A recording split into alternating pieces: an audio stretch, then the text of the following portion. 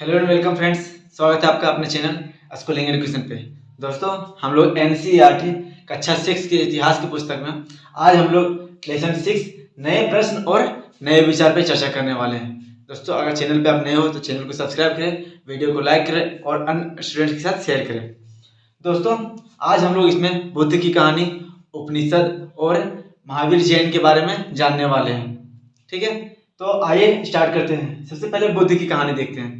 ठीक है, बुद्ध की कहानी से पहले मैं पिछली कक्षा के बारे में बता देना चाहता हूँ। दोस्तों, हमने पिछली कक्षा में नए राजा के बारे में देखा, राजा का विकास कैसे हुआ, फिर जनपद से महाजनपद कैसे बने, उस सब के बारे में सारा देखा हमने। ठीक है, उसके बाद राजाओं का अस्तित्व किस प्रकार आया, उसके बाद वो अस्थायी रूप से कैसे बनने लगे, उसके बाद फिर उनका पैतृक रूप से जैसे वंशानुक्रम जब हो गया, वो सारी चीज़ें हमने देख लिया था।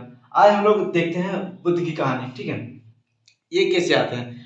तो जैसे जैसे राजा और अन्य जनपद का विकास होने लगा दोस्तों, तो क्या हुआ, कुछ ऐसे लोग आए जिनके मन में अपने अस्तित्व को लेकर सवाल उठने लगे। ठीक है, अन्य अन्य विचार उत्पन्न होने लगे कि हम लोग आखिर आए हैं तो धरती पे क्यों आए हैं, मेरा जीवन का लक्ष्य क्या है। इन सब चीज़ों को लेकर के कुछ के मन में अपने अपने सवाल उत्पन्न होने लगे और ये लोग अपने प्रश्नों की ओर खोज में जाने लगे, प्रश्नों के जवाब खोजने के लिए निकल पड़े। ठीक है, उन्हीं में से एक बुद्ध थे, महात्मा बुद्ध।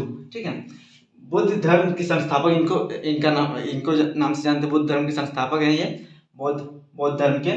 ठीक है, इनका नाम क्या है, सिद्धार्थ। इनको अन्य नाम गौतम बुद्ध के नाम से भी जानते हैं, महात्मा बुद्ध भी बोलते हैं। इनका बचपन का नाम था सिद्धार्थ। ठीक है, इनको हम लोग गौतम के नाम से जानते हैं या फिर गौतम बुद्ध हम लोग इसको बोलते हैं, महात्मा बुद्ध बोलते हैं। ठीक है, ये एक क्षत्रिय राजा थे, क्षत्रिय थे। ठीक है, क्षत्रिय थे। ठीक, ये शाक्यगण जो है, मैंने पिछली कक्षा में बताया दोस्तों, गण क्या होता है, जनपद क्या होता है और महाजनपद क्या होता है। आप देख सकते हैं पिछली कक्षा प्लेलिस्ट में आपको वीडियो मिल जाएगी। ये एक शाक्यगण, छोटे सा गण था। गण मीन्स जनता, लोगों का समूह जो था। ठीक है, एक छोटा गांव जैसे कस्बा जैसे बोल सकते हैं। ठीक है, छोटा शाक्यगण से था।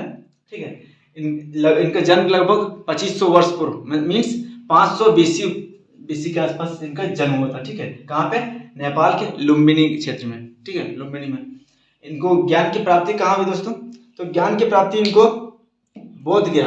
ये लोग ये भटकते रहे। ठीक है, अपने कुछ अन्य विचारकों से बात करी कि अपने बारे में। ठीक है, उसके बाद फिर इनको खुद इन्होंने सोचा कि मैं खुद से ज्ञान प्राप्त के लिए सोच जाऊंगा। ठीक, अब उसके बाद ज्ञान प्राप्त करने के लिए क्या हुआ, ये निकल पड़े घर से और अपनी जो क्या बोलते हैं, पूरा अपना सुखी परिवार जो है, अपने पत्नी बच्चे को इस तरह छोड़ करके वो निकल पड़े। ठीक है, घर परिवार सब छोड़ करके कहाँ पे आए, ये बोध गया है। कहाँ पे बोध गया, कहाँ पे, बिहार में, गया के पास बोध गया में। वहाँ पे इन्होंने एक पीपल के पेड़ के नीचे कई दिनों तक तपस्या करी। उसके बाद इनको ज्ञान की प्राप्ति हुई। ठीक है, कहाँ पे प्राप्ति हुई ज्ञान की प्राप्ति, पीपल के पेड़ के नीचे। ठीक, बोध गया में। अब ज्ञान की प्राप्ति होने के बाद ये इन्होंने क्या किया, वाराणसी के पास, सारनाथ के पास, वहाँ पे अपना पहला प्रथम उपदेश दिया, सारनाथ में, वाराणसी के निकट, जिसे हम लोग धर्म चक्र परिवर्तन के नाम से भी जानते हैं। ठीक है, प्रथम उपदेश दिया। और इन्होंने क्या, जितने भी जहाँ भी गए, ये सारा जीवन क्या, वो पैदल सफर करे, पैदल सफर करके अपनी शिक्षाएं हर जगह डिस्ट्रीब्यूशन शिक्षाएं दी। ठीक है, इनकी मृत्यु जो है हम लोग देखते हैं कुशीनगर या कुशीनारा, प्राचीन नाम कुशीनारा, वर्तमान में कुशीनगर के नाम से जानते हैं, वहाँ पे इनकी मृत्यु हुई। और इनके बारे में देख लेते हैं। इनकी माँ का नाम माया देवी था, पिता का नाम सुधोधन था और बच्चा जो इनका है उनका नाम क्या है, राहुल। ठीक है, आगे देखते हैं हम बुद्ध द्वारा दी गई शिक्षाएं। तो बुद्ध ने प्रमुख 4 आर्य सत्य के बारे में बताया। ठीक है, 4 आर्य सत्य हैं। ठीक है, जिसमें से दुख, पहला दुख, दुख का कारण, फिर दुख को दूर करने के उपाय और आनंद। ठीक है, दुख के कारण, दुख को दूर करने के उपाय और आनंद। ठीक है, इसमें हम लोग देखते हैं जीवन जो है, इन्होंने बताया इनकी शिक्षा में कि अपने जीवन जो है कष्ट और दुखों से भरा पड़ा है। जीवन क्या है, कष्ट और दुखों से भरा पड़ा है। कष्ट दुखों का कारण क्या है, ये लालसा, जो हमारी इच्छाएं हैं, ये हमारे कष्ट, तृष्णा जो है, ये हमारे कष्ट और दुखों के कारण है। ठीक है, अब क्यों, क्या होता है, हम लोग एक चीज पाने की इच्छा होती है, जैसे वो पूर्ति नहीं होती है, दूसरी चीज पाने की इच्छाएं मन में जागृत हो जाती है। तो ये जो इच्छाएं और लालसा है, यही दुखों का और कष्टों का कारण है। और इसको दूर करने का उपाय, ये मुक्ति का माध्यम क्या है? आत्म संयम। ठीक, आत्म संयम के माध्यम से हम लोग क्या कर सकते हैं? अपने लालसाओं और तृष्णा को दूर कर सकते हैं और उससे मोक्ष प्राप्ति मतलब मुक्ति प्राप्त कर सकते हैं। ठीक, लोगों को दयालु, उसके बाद उन्होंने बताया क्या? लोगों को दयालु होना चाहिए और सभी जीवों का सम्मान करना चाहिए। लोगों कैसा होना चाहिए? लोगों का नेचर किस प्रकार होना चाहिए? लोगों को दयालु होना चाहिए और अन्य सभी जीव जितना भी है, अब वो कीट पतंगे क्यों ना हो, सभी जीवों का, धरती पे जितने भी जीव उपलब्ध हैं सभी का सम्मान करना चाहिए। ठीक, नेक्स्ट इन्होंने बताया क्या? कर्म, कर्म जो है हमें कर्म की चिंता नहीं करनी, कर्म करता रहना चाहिए। ठीक है, कर्म क्या है? जो कर्म हमारा वर्तमान के साथ साथ भविष्य को भी प्रभावित करता है। ठीक है, कर्म अच्छा हो या बुरा उससे फर्क नहीं पड़ता, कर्म हमारा क्या करेगा? हमारा वर्तमान को भी प्रभावित करेगा और भविष्य को भी प्रभावित करेगा। शिक्षा का माध्यम इनका किस प्रकार का था? शिक्षा का माध्यम क्या था? तो शिक्षा का माध्यम इन्होंने पाली भाषा या प्राकृत भाषा के माध्यम चुना। ठीक है, पाली भाषा या प्राकृत भाषा, जो लोगों के सामान्य बातचीत की भाषा थी, जो जिस लैंग्वेज में समझते थे, जिस क्षेत्र के जो लोग जो है वो जिस भाषा में समझते हैं उनको उसी भाषा में ज्ञान दो, उन्हीं की भाषा में शिक्षा दो, इनका मानना था। ठीक है, लोग इनकी शिक्षाओं पर विश्वास क्यों करते थे दोस्तों? तो बात करें इनका, लोग जो है ये इसलिए इनका उपदेश नहीं माने कि बुद्ध ने बोला है इसलिए नहीं। यह होता है ना कि हम लोग देखते हैं कोई बड़ा नेता हो या फिर कोई महात्मा है तो उनके वो इस बोले हैं इसलिए इनके उपदेश को नहीं माने लोगों ने माना क्योंकि जो विचार थे उनके थे वो व्यक्ति के जीवन पर आधारित थे, जो व्यक्ति खुद के जीवन पे अपना माप सकता था उन विचारों को। ठीक है, एक कहानी है दोस्तों, इसमें कुशल गौतमी के नाम से। ठीक है, उनका क्या होता है, एक लेडीज होती है, उनका बच्चा मर जाता है। ठीक है, तो अपने बच्चों को इधर उधर लेके भटकती है पूरे रास्ते में, बच्चों को जीवित कर दो, मेरे बच्चे को जीवित कर दो। तो एक व्यक्ति क्या करते हैं, उनको अपने साथ ले जाके गौतम बुद्ध के पास लेके जाते हैं। अब वो गौतम बुद्ध के पास जाती है और उनको क्या बोलती है कि अपने बच्चे को जीवित कर दो। ठीक, तो वो गौतम बुद्ध जी क्या कहते हैं, उनके पास तो शक्ति थी बट उन्होंने क्या बोला कि आप जाओ एक ऐसे घर से कुछ अनाज के दाने लाओ, गेहूं के दाने लाओ, अनाज के दाने लाओ, एक मुट्ठी अनाज के दाने लाओ, जिसके घर से कोई मरा ना हो। कोई मरा ना मतलब बच्चा में कोई बच्चा या बूढ़ा से घर के परिवार में कोई भी सदस्य की मृत्यु ना हुई, ऐसे घर से कुछ एक मुट्ठी अनाज के दाने लेके आओ। वो लेडीज पूरे गांव में भटकते जाती है, हर जगह के हर घरों में जाती है, किसी घर में किसी का बच्चा मरा था, किसी घर के किसी बड़े बूढ़े दादा दादी की, किसी माता पिता की डेथ हुई, सबके घर में किसी न किसी की मृत्यु हुई होती। तो वो समझ जाती है कि जो मृत्यु है वो जीवन का एक सत्य है। ठीक है, आज न कल किसी सबको मरना है, तो वही उनको सीख उपदेश मिला। तो जो लोग क्या थे, उनके विचार जो थे वो लोगों के जीवन, अपने जीवन पे जो है वो आश्रित थे, इसलिए लोगों ने उनको विचारों को, उपदेशों को माना। ठीक, अब आगे बात करते हैं दोस्तों।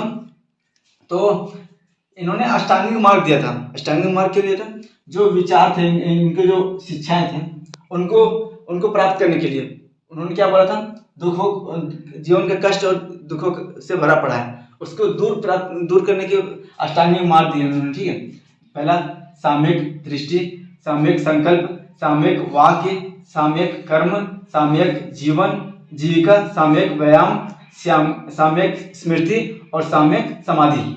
ठीक है, इसमें जो साम्यक शब्द है दोस्तों वो है अच्छी या सही दृष्टि हम होनी चाहिए। ठीक है, हमको क्या कहना, जो चार आर्य सत्य है उनको सत्य मानना है। ठीक है, संकल्प नैतिकता के विकास के लिए बोला है उन्होंने, सच बोलना है हमेशा, सामयिक वाक्य जो है हमेशा सत्य बोलना है। ठीक है, झूठ नहीं बोलना है, सामयिक कर्म, गलत काम नहीं करना है। ठीक है, सामयिक जीविका, ऐसा व्यापार नहीं करना है, ऐसा काम नहीं करना है जो गलत हो, ठीक है, हानिकारक हो, ऐसा काम नहीं करना है। ठीक है, ऐसा जीविका का चुनाव नहीं करना है। सामयिक व्यायाम, हमेशा अपने ऊपर ध्यान देना है। सामयिक स्मृति हो गया, सामयिक समाधि हो गया, इन सारी चीजों का, सामयिक समाधि निर्वाण प्राप्ति के लिए है। तो इन सारे ये अष्टांगिक मार्ग पे चल के हम लोग क्या कर सकते हैं, अपने जीवन के कष्टों को, दुखों का हल प्राप्त कर सकते हैं। दोस्तों आगे हम लोग देखते हैं उपनिषद। ठीक है, उपनिषद क्या है, इससे पहले हम लोग देखते हैं दोस्तों कि क्या होता है। एक ऐसा विचारक आता है जो क्या होता है, जीवन की खोज में, जीवन की सत्य के बारे में जानना चाहते हैं, ठीक है। और एक ऐसा समूह वर्ग होता है जो क्या होता है, अपने जो हम लोग देखते हैं यज्ञ, जो यज्ञ पद्धति होता है, ब्रह्म की खोज, मतलब आत्मा की खोज में, ब्रह्म की खोज में एक लगे होते हैं, ठीक है। ब्रह्म की सत्य के बारे में जानकारी चाहते हैं, ठीक। ऐसा वर्ग आते हैं, ठीक है, जिसमें हम लोग देखते हैं क्या होता है, वेदों की रचनाएं होती है, वेदों की सत्यता की जांच करने के लिए आते हैं ये लोग, ठीक। इस उपनिषद का अर्थ जो बात करें, शाब्दिक अर्थ की बात करें, तो होता है गुरु के समीप बैठना, ठीक है। उपनिषद में मुख्य रूप से हम लोग देखते हैं दोस्तों कि जो शिष्य और गुरु और शिष्य होते हैं, उनके वार्तालाप का संकलन किया गया है, ठीक। उसमें इसका जो हम लोग देखते हैं, ये कालखंड कब है इनका, तो उत्तर वैदिक काल, ठीक है। उत्तर वैदिक ग्रंथ के भाग है ये, उत्तर वैदिक काल के बाद इनका संकलन किया गया, ठीक है। इसमें कितने उपनिषद हैं, तो हमने पिछली कक्षा में पढ़ा था दोस्तों, कितने वेद कितने हैं, 4 वेद, ठीक है। 108 उपनिषद, और पुराण कितने हैं, तो 18 पुराण, ठीक है। इनके बारे में हमने चर्चा कर ली है, उपनिषद, ठीक है। इनमें क्या है कि गुरु और शिष्यों के बीच जो वार्तालाप है, उनका संकलन किया गया है। उपनिषद में जो है ये लोग क्या है, मृत्यु के बाद जीवन, जिसमें हम लोग देखते हैं आत्मा ब्रह्म, जिसको ब्रह्म के रूप में माना जाता है, ठीक है। आत्मा मृत्यु के बाद जीवन पे चर्चाएं जो है, यज्ञ की महत्व किस प्रकार है, फिर आत्मा के अस्तित्व को स्वीकार किया गया है, ठीक है। ये इस वर्ग के लोग, ठीक, उपनिषद में, ठीक। और एक ऐसा वर्ग था जो जीवन की सत्यता, अपने जीवन की सत्यता जानने के लिए थे, जैसे गौतम बुद्ध, ठीक है। उसके बाद देखते हैं इसमें क्या है, सामान्य ज्ञान चर्चाएं हैं, ठीक है। इस चर्चाओं का उल्लेख है, इसमें अधिकांश हम लोग देखते हैं पुरुष वर्ग इन चर्चाओं में भाग लेते हैं, जिसमें से ब्राह्मण और राजाएं जो थे उनका उल्लेख है, ठीक। इसमें कुछ महिलाओं का भी उल्लेख हम लोग को देखने को मिलता है दोस्तों। इसमें से जैसे गार्गी, मैत्री, अपला, घोषा आदि प्रमुख विदुषी महिलाएं हैं, जिनका हम उल्लेख हमें मिलता है इसमें, ठीक। निर्धन इसमें बहुत कम ही निर्धन जो इसमें भाग लेते थे, ठीक है, बहुत कम। इसमें एक अपवाद है, ठीक है, सत्यकाम जाबला, एक दासी पुत्र हैं, इनका एक अपवाद के रूप में हम लोग देखते हैं, ठीक है। गौतम के शिष्य होते हैं ये, गौतम ब्राह्मण के। और उसके बाद उपनिषद में जो है कई विचारों का विकास, जो है बाद के कालखंड में हुआ है। इसमें से हम लोग प्रमुख शंकराचार्य, आदि शंकराचार्य के नाम से जानते हैं, इन्होंने कई विचारों का विकास जो है बाद के कालखंड में किया है, ठीक है। अब हम लोग देखते हैं दोस्तों, एक साथ ही एक और पंथ, एक और धर्म जो है, जैन धर्म का विकास होता है, ठीक है, जिसके 24वें तीर्थकर महावीर जैन थे। आप कमेंट में बताएं दोस्तों कि इसके प्रथम तीर्थकर कौन थे। और एक और प्रश्न है दोस्तों कि व्याकरण की संस्कृत का जो लिखा है ग्रंथ, व्याकरण की संस्कृत वो किसने किया है, ठीक है। नेक्स्ट देखते हैं, प्रवर्तन महावीर जैन द्वारा, ठीक है। महावीर जैन, इनका काल कब है, 2500 वर्ष पूर्व, मीन्स लगभग ये भी गौतम बुद्ध के कालखंड और समकालीन थे, ठीक है। इनका बचपन का नाम क्या है, वर्धमान इनका बचपन का नाम है। ये वज्जी संघ से आते हैं, वज्जी संघ जो लिच्छवी कुल के हैं। वज्जी संघ के बारे में हमने महाजनपद में पिछली कक्षा में पढ़ा है दोस्तों, ठीक है। यह एक क्षत्रिय राजकुमार थे जो 30 वर्ष की आयु में क्या करते हैं, ये अपना घर त्याग भी देते हैं और जंगल चले जाते हैं तप करने के लिए, ठीक है। इनको 12 वर्ष की कठिन तपस्या के बाद क्या होता है, ज्ञान की प्राप्ति होती है, ठीक है। जैन जो है, जैन धर्म में लोग कहते हैं जैन होता है। जैन का अर्थ, शाब्दिक अर्थ क्या की बात करें तो जैन जो है ये जिन शब्द से निकला है, ठीक। जिन का अर्थ होता है विजेता, क्या होता है, विजेता, ठीक है।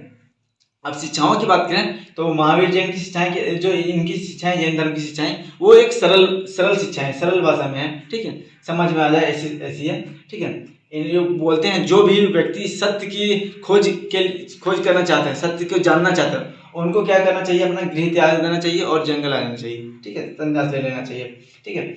और उसके बाद उसको क्या करना चाहिए, अहिंसा का पालन करना चाहिए, ठीक है, अहिंसा का पालन करना चाहिए, किसी जीव की हत्या नहीं करना नहीं चाहिए, ठीक है। इनका एक प्रमुख कथन जो है, कथन के रूप में देखते हैं कि सभी जीव जीना चाहते हैं, क्या चाहते हैं, सभी जीव जीना चाहते हैं, सभी के लिए जीवन प्रिय है। जैसे इंसान के लिए जीवन प्रिय है, उसी तरह सभी जीव के लिए जीवन जो है प्रिय है, सभी जीव जीना चाहते हैं। इनका एक कोटेशन है, याद रखिएगा, ठीक है।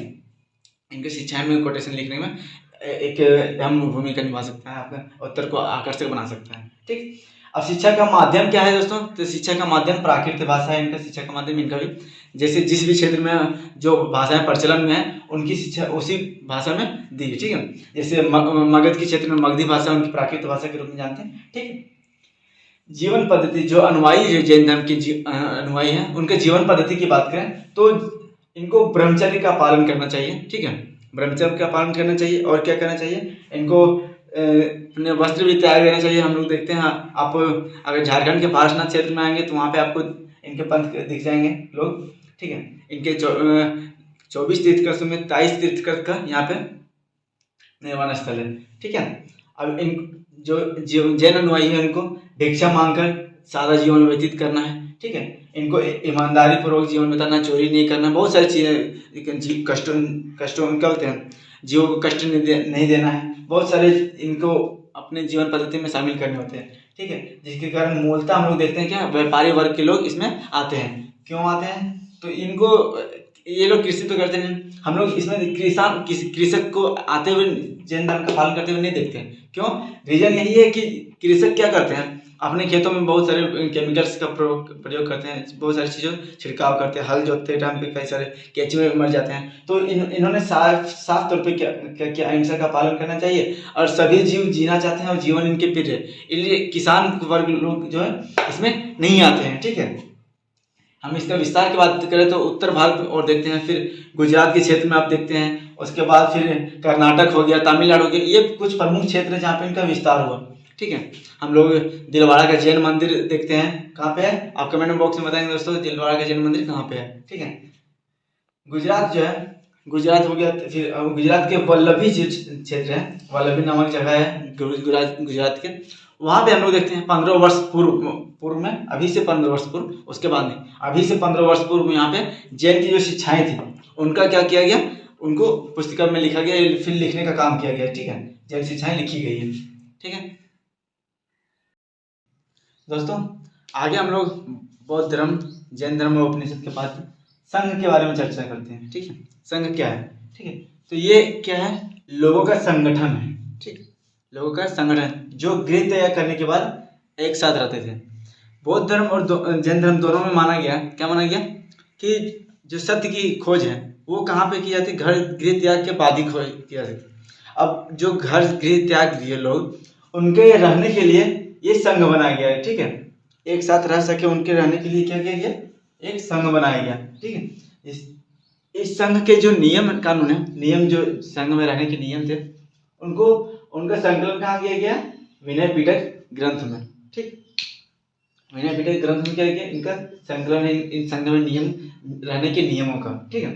संघ के सभी व्यक्ति जो है, संघ में जो है सभी व्यक्ति प्रवेश कर सकते थे, किसी को रोक टोक नहीं था, ये प्रवेश नहीं कर सकते, ये कोई प्रवेश नहीं कर, सब कोई प्रवेश कर सकते थे, स्त्री हो चाहे पुरुष हो, ठीक। स्त्री और पुरुषों के रहने के लिए जो है अलग अलग व्यवस्था की गई थी, ठीक है। इसमें सभी जाति धर्म के लोग इसमें प्रवेश कर सकते थे। इसमें संबंधित व्यक्ति प्रवेश के लिए क्या करना पड़ता था, अपने संबंधित व्यक्तियों से अनुमति लेनी पड़ती थी।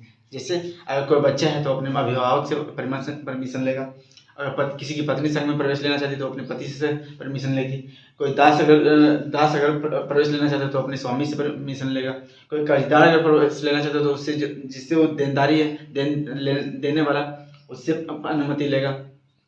राजा के घर में अगर प्रवेश लेना चाहता तो राजा से क्या करना होगा, उसे अनुमति लेनी होगी, तो अपने संबंधित व्यक्तियों से अनुमति लेनी होगी, उसके बाद उसको संघ में प्रवेश की इजाजत मिलती थी, ठीक है, अनुमति मिलती थी। अब संघ में प्रवेश के नियम जो है वो इनको सादा जीवन व्यतीत करना पड़ता था, ठीक है। अधिकांश समय ध्यान में व्यतीत करना पड़ता था, ठीक है। भोजन के लिए भिक्षाटन करना पड़ता, ठीक है। जिसे भिक्षुक, जो पुरुष वर्ग है उसको भिक्षुक और जो स्त्री वर्ग है उसे भिक्षुनी कहा जाता है, ठीक है। भिक्षाटन के द्वारा अपने आसपास के शहर से जाके भिक्षा मांग के अपने जितना उपयोगी चीज उपयोग करना है बस उतने उपभोग हेतु, ठीक है, उससे ज्यादा नहीं मांगते थे वो लोग। सामान्य लोगों के जो है, सामान्य लोग उसको ज्ञान देना है, ठीक, अपने एक दूसरे का सहायता करना है, ये सारे उनके संघ के अपने नियम थे, कुछ सिंपल नियम, ठीक है। अब हम लोग देखते हैं संघ में जो प्रवेश है वो सभी वर्ग के लोग करते थे। इसमें हम लोग देखते हैं ब्राह्मण भी प्रवेश कर जाते हैं, ठीक। क्षत्रिय है, कुल के जो है, व्यापारी है, दास है, मजदूर है, नाई है, कनिका है, सब वर्ग के लोग, किसान वर्ग, सभी लोग इसमें आते हैं, सभी वर्ग के लोग। किसी के कोई भी किसी को भी रोक टोक या किसी के लिए पाबंदी नहीं थी कि ये प्रवेश नहीं कर सकते, ठीक है। सभी वर्ग के लोग इसमें प्रवेश करते थे। अब हम लोग देखते हैं बिहार। ये बिहार क्या है? तो ये जो लोग हैं, ठीक है, ये लोग क्या करते थे, वर्ष भर क्या करते थे, वर्ष भर अपने ज्ञान का प्रसार करते थे, ज्ञान को फैलाते थे, ठीक है, वर्ष भर। पर वर्षा ऋतु एक ऐसा समय था जब इन्हें आश्रय की जरूरत पड़ती थी, ठीक है, आश्रय मतलब रहने के लिए। तो ये रहने के लिए इनका क्या था, शरण स्थल, जिसे बिहार के नाम से जानते हैं, ठीक है। यही बिहार धीरे धीरे आज हमारे बिहार के नाम से जाना जाता है, ठीक है। प्रारंभ में जो है बिहार जो है, प्रारंभ में वो लकड़ी के बने होते थे, ईंटों के बने होते थे। फिर धीरे धीरे परिवर्तन हुआ। फिर पश्चिमी क्षेत्र में हम लोग देखते हैं क्या होता है, पहाड़ी को क्या करते हैं, काट करके गुफाएं बनाई गई। पश्चिमी भारत में हम लोग देखते हैं पहाड़ी की गुफाएं बिहार के नाम, बिहार में, ठीक है। इसमें निर्माण में जो सहयोग है वो देखते हैं हम लोग, जमींदार वर्ग के लोग हैं, ठीक है, व्यापारी वर्ग के लोग हैं, धनी व्यापारी है, राजाएं हैं, भूस्वामी हैं, उनके द्वारा दान में दी गई भूमि पर इनका निर्माण किया गया है बिहार का, ठीक है। अब हम एक उसके बाद कालखंड देखते हैं, धीरे धीरे कालखंड बदलता जाता है, ठीक है दोस्तों। इसी जैसे कालखंड बीतता जाता है, एक नई धारा, बौद्ध धर्म की एक नई धारा का विकास होता है, जिसे हम लोग महायान के नाम से जानते हैं। हीनयान, महायान, धीरे धीरे हम लोग देखते हैं थेरवाद भी होता है, बहुत सारे इसका डिवीजन होता जाता है। महायान, ठीक है, इसमें दो विशेषताएं प्रमुख थी। ये मूर्तियों में क्या कहते हैं, बुद्ध की उपस्थिति देखते थे, ठीक है, और बोधिसत्व में आस्था रखते थे, ठीक।